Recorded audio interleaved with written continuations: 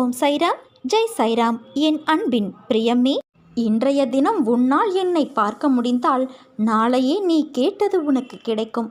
உனக்கு உரியதை நான் தர காத்திருக்கும் போது எதையும் தேடிக்கொண்டு இருக்காதே குழந்தையே. உனது கோரிக்கைகளை என் செவிகளின் வழியாக நான் கேட்டுக்கொண்டே இருக்கின்றேன். உனக்காகவே அவதரித்தவன் நான்.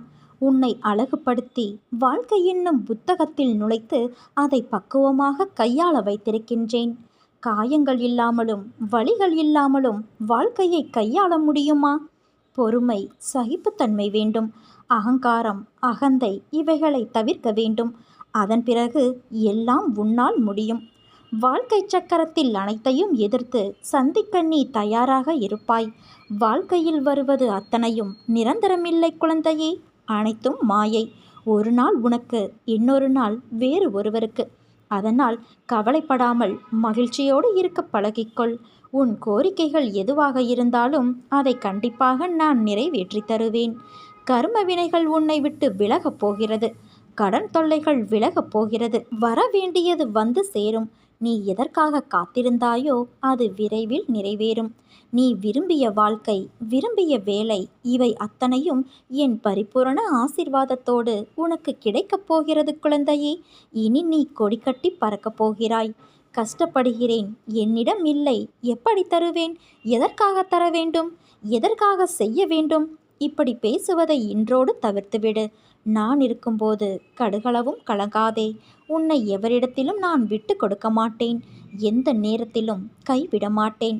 நலமாக இருக்கிறேன், முடிந்ததை செய்கிறேன், முயற்சிக்கின்றேன், தருகிறேன், இப்படி சொல்ல பழகிக்கொள். என்னை சரணாகதியடைந்தால் நான் உன்னை பாதுகாப்பேன் தங்கமே. பொறுமையாக இரு. உனக்காக நான் உன் அம்மாவாகவும் அப்பாவாகவும் உனக்கு ஒரு நல்ல நண்பனாகவும் நல்ல குருவாகவும் நான் இருப்பேன். ஏன் இப்படி உன்னை நீ கடுமையாக வருத்தி கொள்கிறாய்? நீ இப்படி உன் உடலை வருத்தி கொண்டு என்னை வழிபடாதே. நான் உனக்கு துணையாக உன்னுள்ளேயே தான் இருக்கின்றேன்.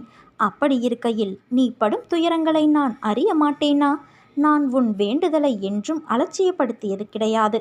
ஆனால் நீ இப்படி உன்னை வருத்தி கொள்வதை என்னால் தாங்கிக் கொள்ள முடியவில்லை. உன் மனதில் இருப்பதை நான் அறிவேன். உன்னை சூழ்ந்துள்ள துயரங்களிலிருந்து தப்பிப்பது எப்படி என யோசித்து தூக்கம் வராமல் தவிக்கின்றாய். உன்னை எல்லோரும் அவமானப்படுத்துவது போலவும், கைவிட்டது போலவும், எல்லாமே இருந்தும் எதுவுமே இல்லாதது போலவும், எல்லோரும் இருந்தும் அனாதை போலவும் நீ இப்போது உணர்கின்றாய். அனைத்தையும் நான் அறிவேன் குழந்தையே. சங்கடங்களை நினைத்து நம்பிக்கை இழக்கின்ற காலகட்டத்தில்தான் நீ இருக்கின்றாய். உன் கர்ம வினைகளின்படி இது உனக்கு உண்மையான சோதனையான காலம்தான். நான் இல்லை என்று கூறவில்லை. ஆனால் உன் கரும வினைகளை அழித்து அதை உனக்கு சாதனை காலமாக மாற்றத்தான் நான் இங்கு போராடி கொண்டு இருக்கிறேன். இன்னும் சிறிது காலத்திற்கு சங்கடங்களை சகித்துக்கொள். உன் நம்பிக்கை என்னும் சக்தியை ஒன்று திரட்டி உன் துயரங்களை கண்டு அஞ்சாமல் போராடு. இது நீ திடமான சிந்தையை தக்க வைத்து கொள்ள வேண்டிய காலகட்டம். என் நாமத்தை நீ உச்சரித்து கொண்டே இரு என் குழந்தையே. எல்லாம் கூடிய விரைவில் மாற்றியமைக்க உனக்கு துணையாக நான் இருக்கிறேன். நம்பிக்கையோடு இரு, நல்லதே நடக்கும்.